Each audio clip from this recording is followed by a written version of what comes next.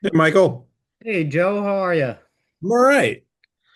Good, Hair and makeup was a little rough, so apologies. man. Took a few extra minutes.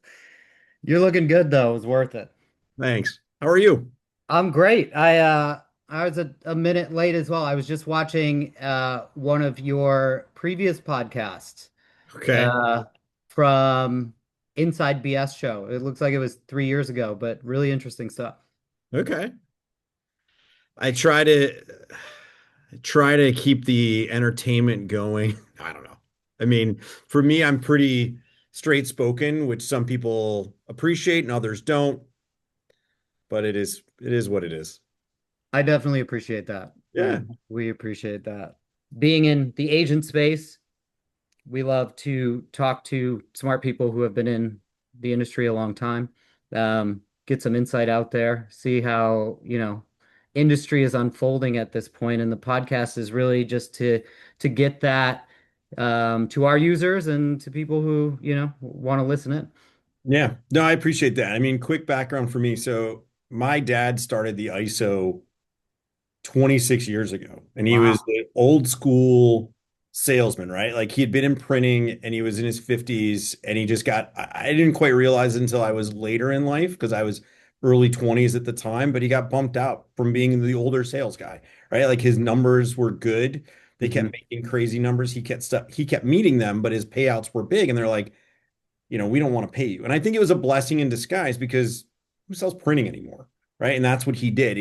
But he was a salesman. He was, handshake, good as your word, salesman. And he got Mhm. into payments. And I remember, when he had the conversation with my mom when he was just selling, and it was like, do we do an ISO thing? Like, do we spend 7,500 a year for this opportunity? And that was a number for them in 2000. And he was like, I think I can do it. I'm going to make a run and go. And he did it for 7 years. And I was doing my thing in, corporate life. And then I got into restaurants and I was doing that. And my dad got sick. And it was one of those where he was at a point where it's like, all right, there's not much time left for dad. And Mhm. what are we doing with the company? Are we going to sell this thing? Are we going to do whatever? And I had sold before, whether it was, financial stuff in the past or I'd been around the world. So the financial world. So math wasn't hard for me, right? Because our world is very much basis point driven. Like you're thinking of fractions of pennies, you're considering different equations of, all right, is this a percentage concern? Is it more of so many offs? So that didn't really scare me. It was just understanding everything. And for the first 2 years, I admit I was dangerous. Like our world is incredibly confusing. It's technical and it's getting more so. But at the same time, it comes down to what you just said. It's about relationships and being that person for others in the payments field. Because I feel like when I first got in, everybody wanted a person, and then America and business got to a point where it's like we don't need people. We can just sign up online or we can do it this way, and I don't need a person. But then they realized when they had a question on where's my money, how do I change my bank account, what do I do? They had no one to call. And if something got weird on a statement, they're like, what am I doing? So they would call the number, the 800 number that they wanted. And it was, all right, this is my company. This is how we do things, blah, blah, blah. I need help with this. And they would maybe get an answer, but it wasn't maybe a good one because the person that they were talking to understood the industry, but didn't understand them. And then 6 months goes by, they have to call in and it's here's my name, here's my business, here's how I do things. So every time they're doing this, whereas now I think people appreciate having that person where they can text or call or reach out to you in whatever technological way they want. And I can basically tell them I'm on it, right? Like I always joke with clients, no one opens a business to deal with payments. No one gets into it being like, I can't wait to understand interchange chargebacks and the process to lose it a chargeback. And should I do that? Like no one gets in that for whatever reason. It's so This is exciting what, though. right. This is what I've gotten good Yeah. at. And Uh-huh. it's 16, 17 years of experience where somebody will say, hey, I got this weird debit. And if they got a weird debit and it's the middle of the month, I'm like, you have a chargeback. I know it's 90% going to be a chargeback unless something else weird happened, which is a haystack, needle in a haystack. So it's like you're able to answer those questions faster. And people appreciate that. And they want to know that it's being taken care of and they can go off and do their thing and make their business work because that's what people get into business for, whatever it is. It's selling this widget, it's solving this problem, but no one wants to do this. They don't want to do payroll. They don't want to worry about, the taxes. That's what their accountant does. So it's helping them do what they want to do, but supporting them in the best way possible so that they're making good decisions. And it's not, this anathema cost where they're like, it's 5% and it's all of this money. And I'm like, well, if it really is that, we really need to talk because your pricing is horrific. Yeah. Seen that. And I'm sure you have too, where you're like, Right. it's been a decade, but they always seem to pop up where you're surprised by what someone's been paying because they don't read their statements or pay attention. Yeah, and it's a restaurant and they're at like 4.5%. Right. What's going on here? Right. Yeah, I mean, but I've even seen it like there was one recently where it's a large B2B company. They have 8 different FEINs. So but it's all the same thing. It's just regions and that sort of thing. Hmm. And I won't say the processor, but if there were 16 accounts, there were 16 different ways to price. And there's probably 50 basis points of shenanigans in there where you're just like, I don't know what this is. This is complete garbage. Hmm. And, taking that away is fine, but even your other fees were a little steep. So, and they do 70 million a year. So Wow. I've learned to never guess and assume when a client talks about price, because back in the day, early days, it was everybody call you, what's your rate? What's the rate? And it's like, I don't know. Like, I don't know your business. Like I had early days, my dad had a business where they sold used cars to a very specific, group of, people who all paid debit. So they would do 5 million in volume and their effective rate was 0.85.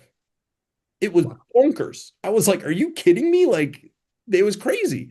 And at one point, it got to like 0.9, and they're like, what's happening? I'm like, people are using credit cards. I know it's crazy, but Uh-huh. they're actually using credit cards and they're not using debit and it's not check to check. Right. But, that was different than another client that the way it happens is nobody uses a debit card and it's 2.7. And you're like, I'm not guessing unless I'm showing your statement. And early when you're in this business, you're kind of chasing the rate because you want the business. You're not so sure. Now I'm like, listen, if you're not going to share it with me, here's my price. I'm not guessing anymore. I'm not assuming. I'm not guessing. This is what it is. This is fair. But who knows how you qualify with interchange, especially today with all of it changing.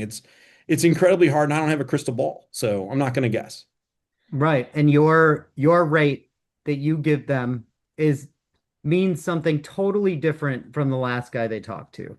You're like, you want a low rate? Great. I'll put you on tiered pricing. Qualified cards are 1%.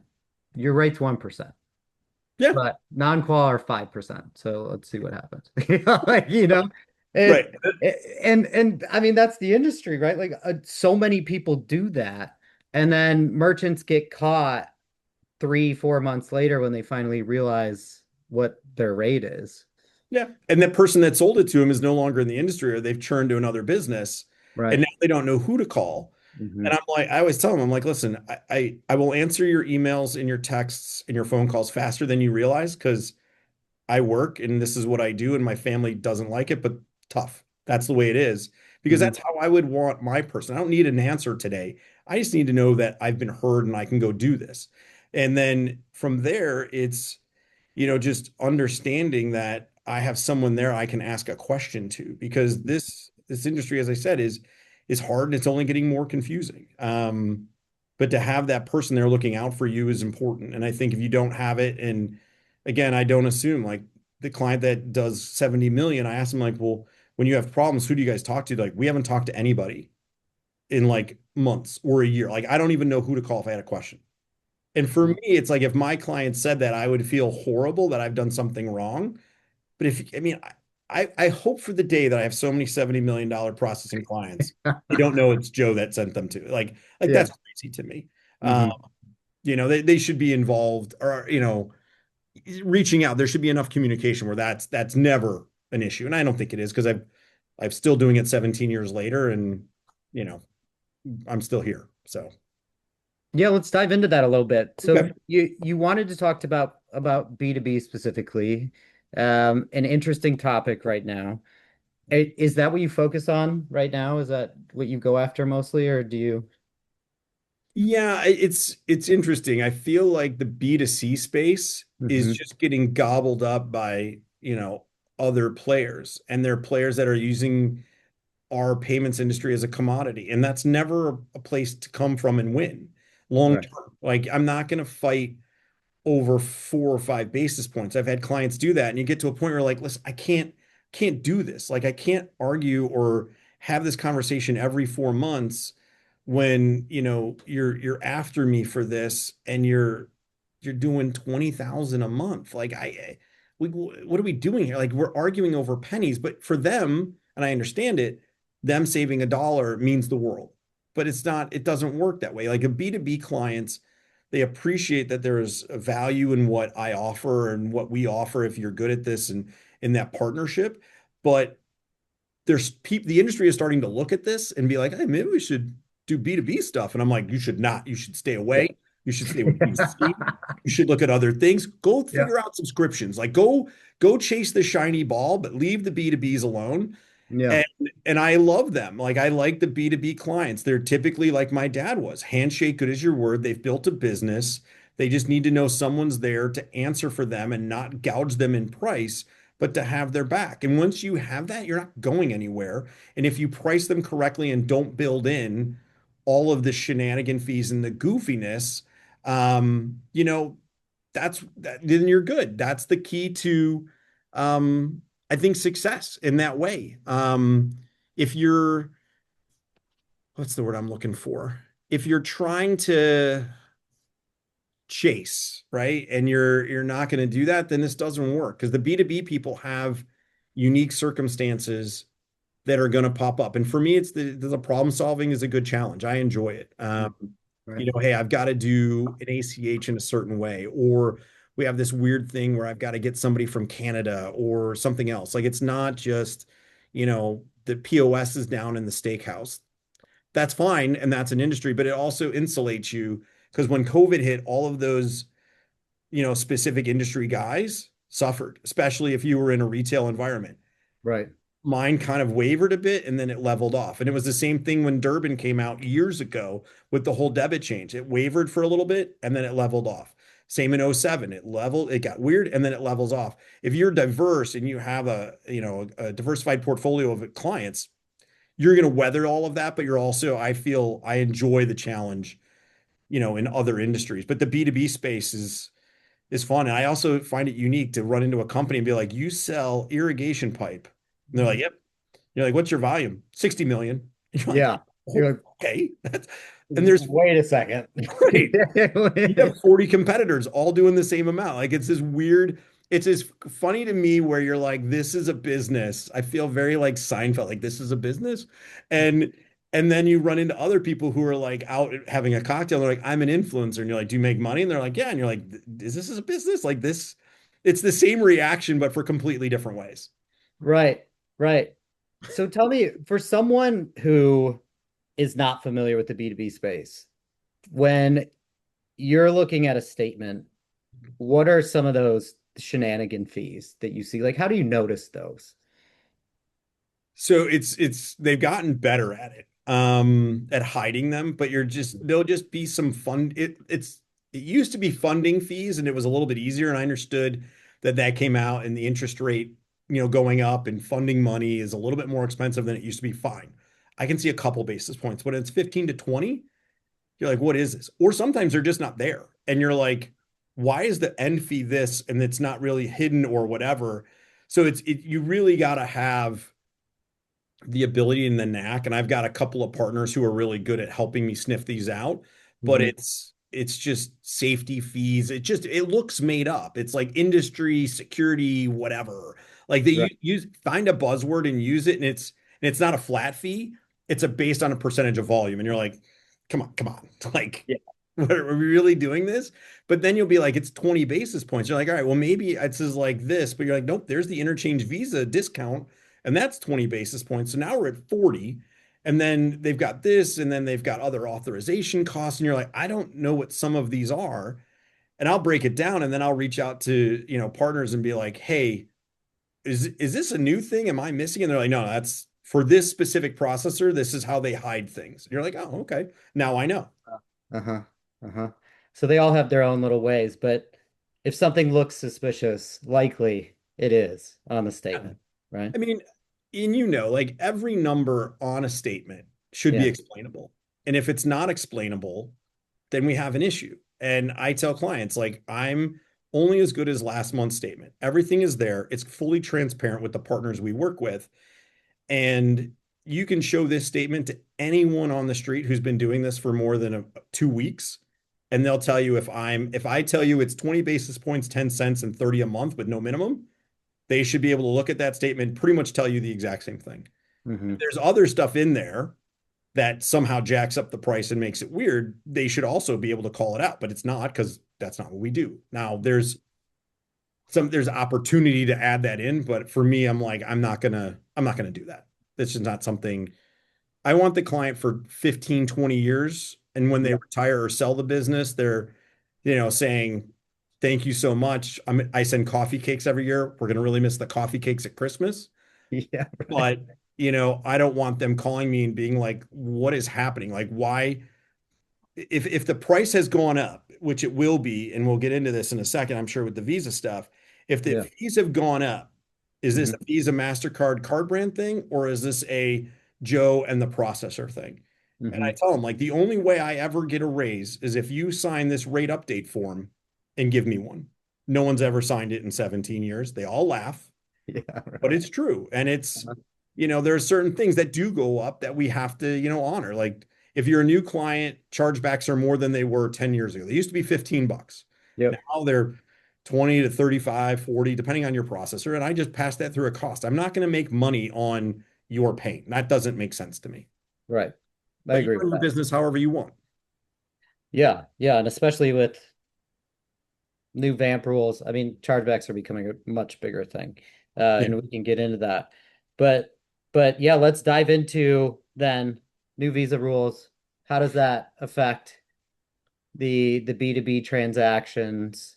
It's from what I understand now harder to qualify for level two, level three. How are you dealing with that? Like, what's your process? Are there any tools that you use that make it pretty simple for these merchants to stay in line? So we identified the clients that were most at risk of dealing with this. And Mm. I'll break it up into the two. There's verified, the CDEP and Visa, and then Hmm. there's the whole rate change. So looking at that, it was, are they passing their own level two, level three? And a couple of them were. And it was making sure that they're doing it correctly because a lot of people are just putting ones and zeros and gobbledygook.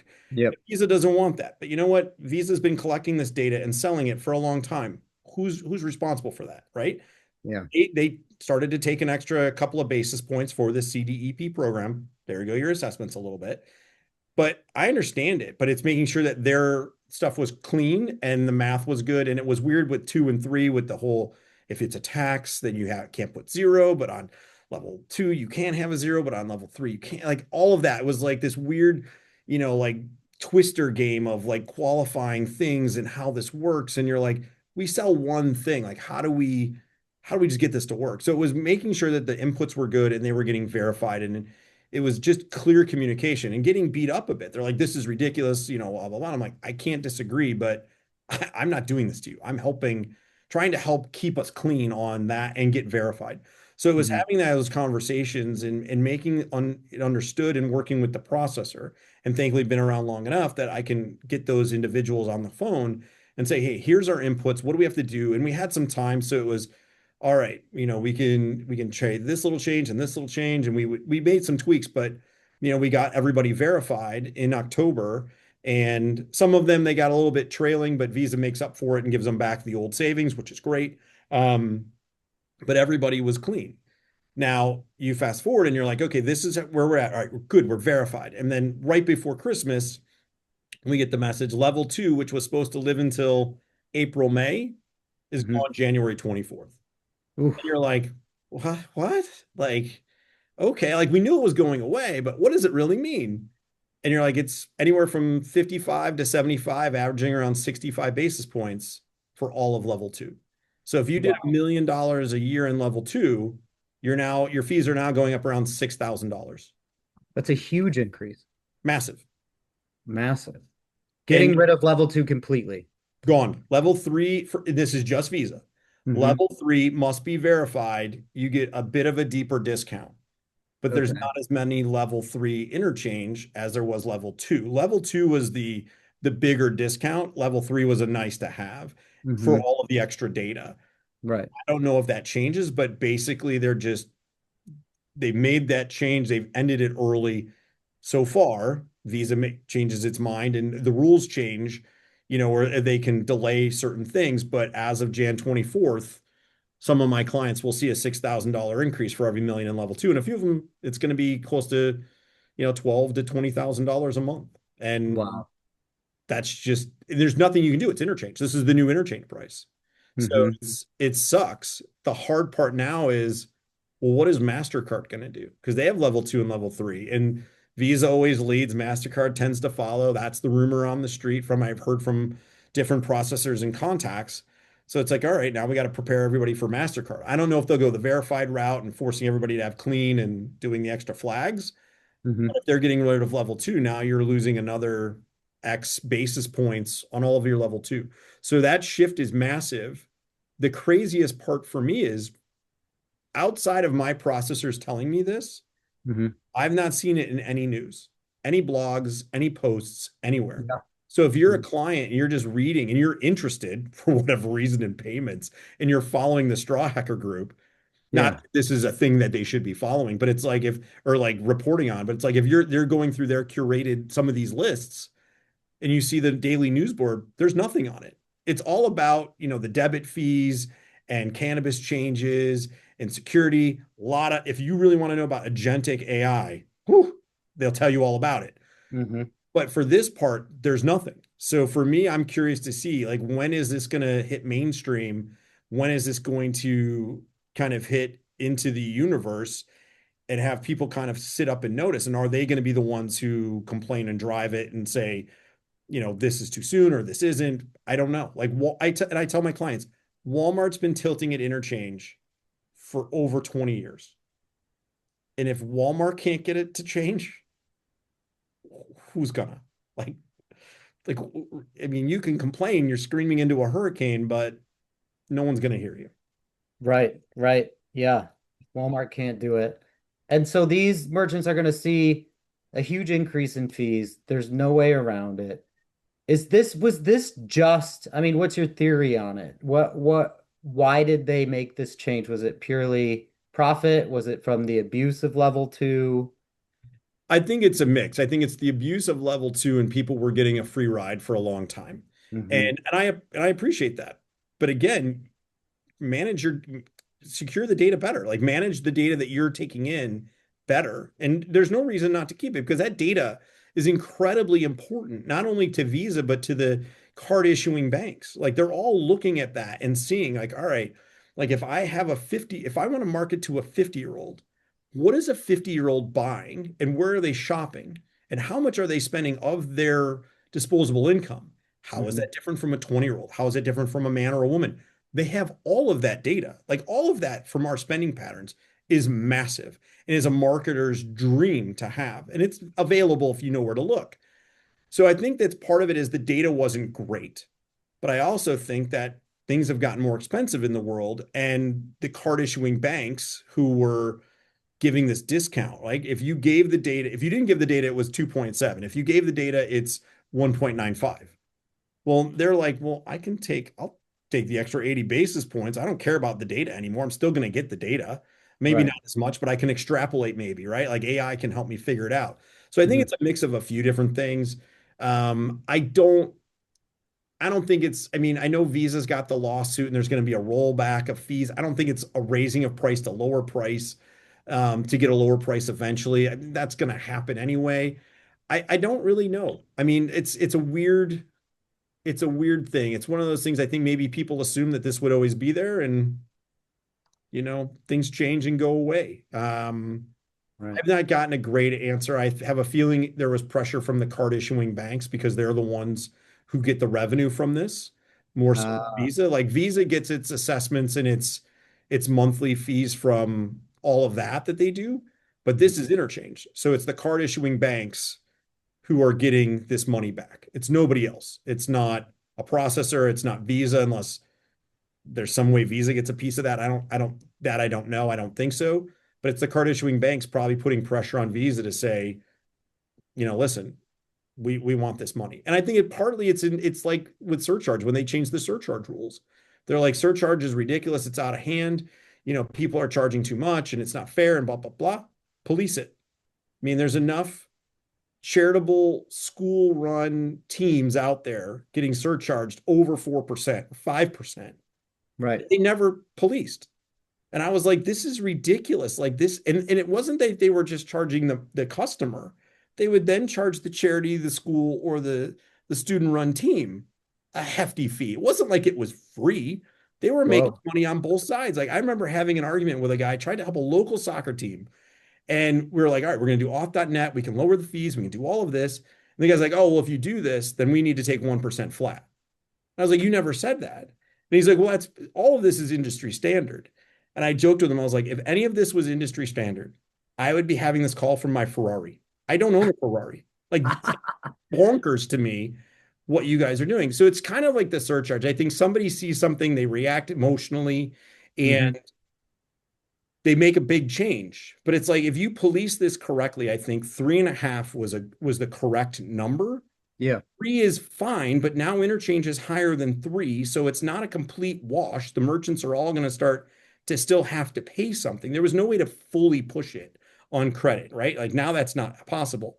But 3.5 was a good number. Four was too high. You didn't need it. If we agree that there's an X number for surcharge, and we all agree that interchange needs to live within a certain range, and that if you want to give away points, that's on you, but it lives within this range because that's really what it all is. We're all paying for the points and the privileges and the luxuries that our car brands give us. And Hmm. if we can agree that, all right, well, here's the salary cap on costs and benefits to the customer who has the card, and this is what interchange looks like, then I think you can live in that world. But it's almost like, the snake eating its tail, where we're trying to give so much luxury, but who's going to pay for it? And the merchants are getting tired of it. And then they're being told that they can't surcharge.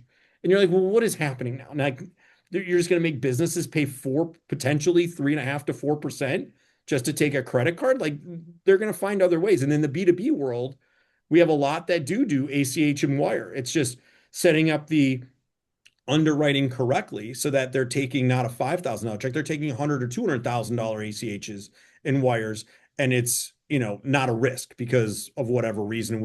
You talk to the underwriters enough about that, and you won't have an issue, but they'll start to shift that way, and then you have less volume, and it's not going to be an issue. So, it's this year. I think is going to be very, very interesting when it comes to interchange and what happens. And I think this year will kind of shake a lot of things around. And next year will be the exhale. And this is what it is for at least a little while.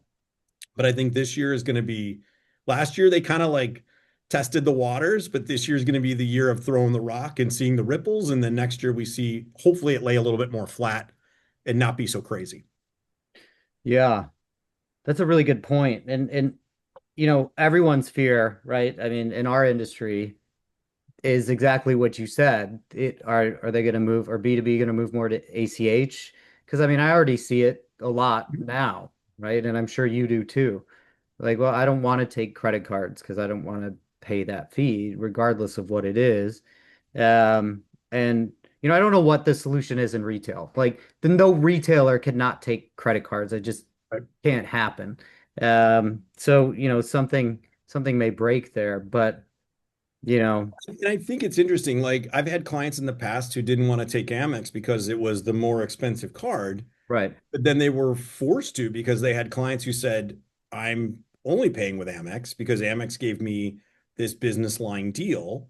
Yeah. I want my black card and I want my concierge and I want my points and everything is going on this. And I think the other card brands have similar programs now. So it's like the merchant might say, I don't want to do this, but their customers are going to go, tough. Like we're still paying this way. Will they pay a premium or not? Will people roll things in? Who knows? I mean, it's never going to go away. It's like, you're still going to have, that older individual writing a check in the grocery line until a generation or a technology changes. It's still going to happen. It's just, as we talked about earlier, it's being that partner and communicating and not having them be surprised is the biggest thing. Because if they're surprised by it, then they're annoyed and then they start to look at change. But if they're prepared Uh, for it and they're ahead of the curve and they're at a cocktail party and somebody's whining, be like, I heard about this 3 months ago. Like yeah. this, we've prepared for it and we've planned for it. That's completely different. And I always tell a lot of the clients, like when we talk about different things, I'm like, where are you today? Where do you see the business, your ERP and technology in 3 to 5 years? Are you looking at change? Are you not? Because if you are, I want to make sure that if we're choosing a processor today, they can grow with you and we're not having to do underwriting and all of this. Again, we're just getting new tear sheets or integration sheets to get you to the new thing when it's ready. Mhm. Because then you know, you're not training people on new reconciliation and everything else. That's the biggest thing. Yeah, that is, I mean, that could be a whole, I feel like we could spend an hour just on that. Yeah. Like, reconciliation and, figuring that out with merchants. I mean, I spent so much time on that.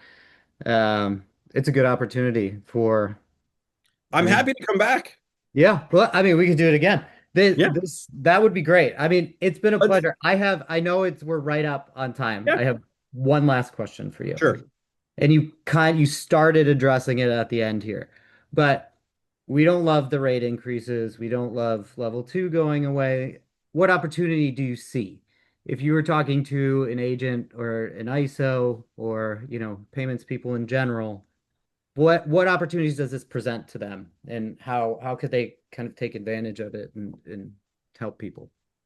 I think it's being the one to deliver the news. Like, because if the client is calling you about it, you got to ask them like, well, were you caught by surprise or like what is the are you angry that you didn't know?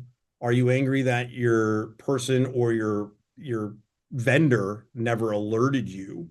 Hmm. Like, where is the emotion coming from? And then understanding that in the future, if this happens with the client, that you need to be able to dissuade that. So when this comes up, because we all know that, March, April, and October are when things change. And if you tell the client, listen, twice a year, typically, this is when changes occur. If it relates to you, I'll let you know. And the processors pulled out bulletins that you can share.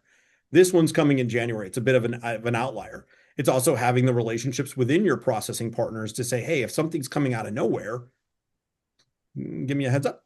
So I think it's understanding with it if it's a new client, how do you need to know information or what is the best way to deliver it? How often, how quickly do you need to know? And it's just working through that relationship. If it's an existing client, you know their personality. Are they, the chicken is sky's falling? Are they going to always react big and then give it a day, 48 hours, and they kind of take a breath and they're like, okay, now how do we get through this? And it's managing all of that, and everybody's different. But I think it's you've got to be on the same side as them, partnering with them, helping them through this, and giving them the good news, the bad news. Don't hide from it. Don't pretend it's not going to happen and be like, I had no idea. I think you've got to be there for them, and then lay out here are the alternatives.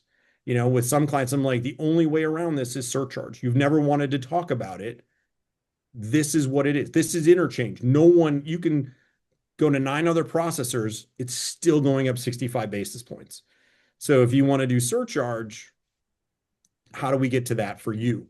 And everybody's a little different, whether it's technology or it's the rules or what kind of debit you have.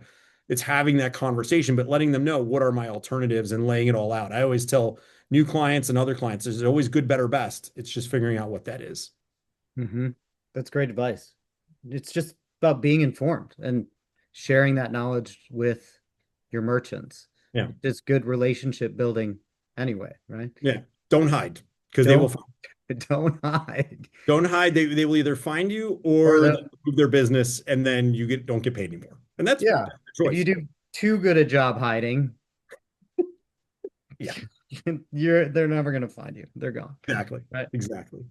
Awesome. Well, thank you, Joe, so much. This has been such a pleasure, and I'd love to talk again. I feel like I've got 10 topics floating around in my head that we could chat about. Uh, Anytime. I say let's do it after April, see what MasterCard decides on all this. yeah, let's do that.